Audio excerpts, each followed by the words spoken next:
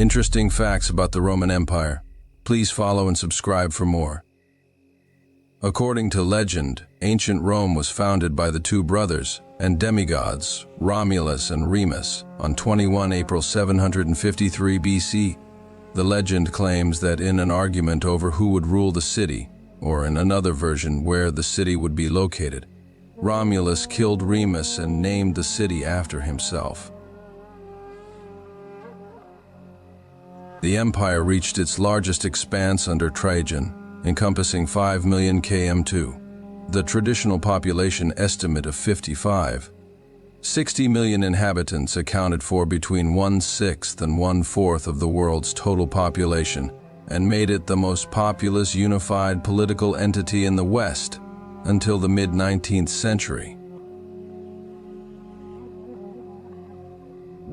In the days of the early Republic, each legion was 4,200 men, expanding to 5,000 men in times of particular peril. After the Marian reforms and during the Principate period of the Roman Empire, each legion numbered approximately 5,200 men, sometimes rising to 6,000 AF.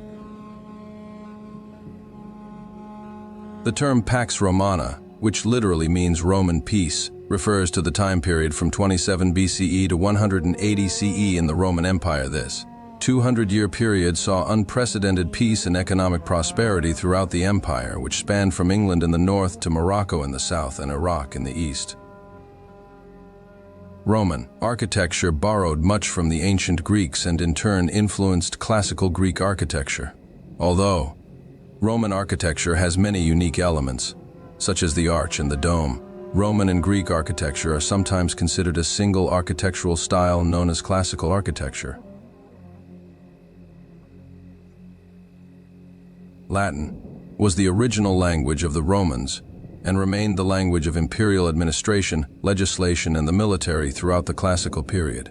However, according to the 1st century CE Roman historian Suetonius, Julius Caesar spoke mainly Greek and not Latin, as was the case with most patricians at the time.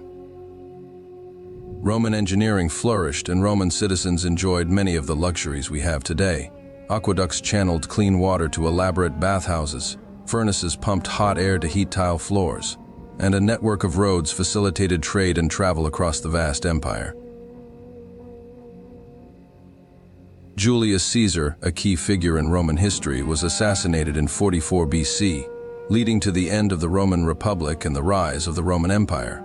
Caesar Augustus was one of ancient Rome's most successful leaders who led the transformation of Rome from a republic to an empire. During his reign, Augustus restored peace and prosperity to the Roman state and changed nearly every aspect of Roman life. The Roman Empire was a primarily polytheistic civilization, which meant that people recognized and worshipped multiple gods and goddesses.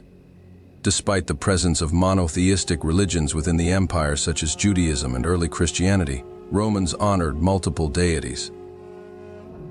Its demise can be attributed to many factors, especially internal corruption, division, and outside invasion. As Rome grew in size and population, the rulers of Rome became very corrupt. Rather than serving the interests of the empire, rulers, generals, and politicians became more concerned with protecting themselves. The Byzantine Empire was the eastern continuation of the Roman Empire after the Western Roman Empire's fall in the 5th century CE. It lasted from the fall of the Roman Empire until the Ottoman conquest in 1453. 5 examples of Roman inventions include aqueducts, roads, concrete buildings, medical tools for the battlefield, and the Julian calendar. Aqueducts provided fresh water to urban areas. Roads connected even the most remote parts of the Roman Empire to Europe and the Mediterranean. Examples of Roman culture is shown in their art, literature, and architectural history.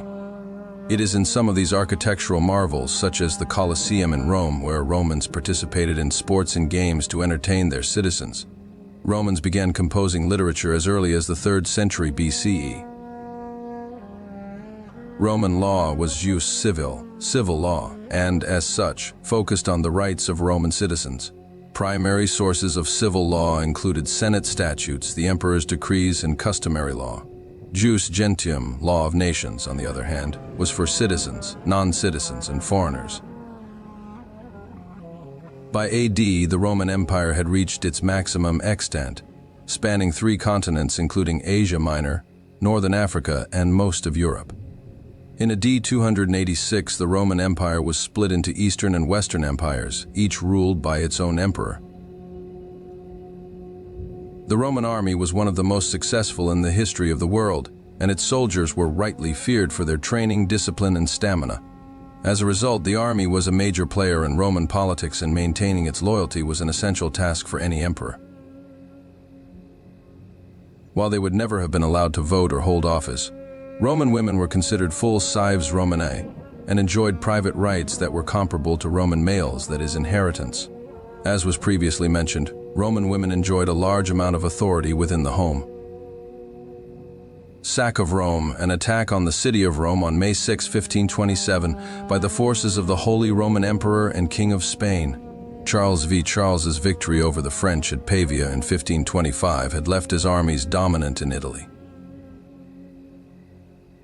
The Roman Empire, built upon the legacy of other cultures, has had long-lasting influence with broad geographical reach on a great range of cultural aspects, including state institutions, law, values, religious beliefs, technological advances, engineering, and language. Enjoy, share, and love history.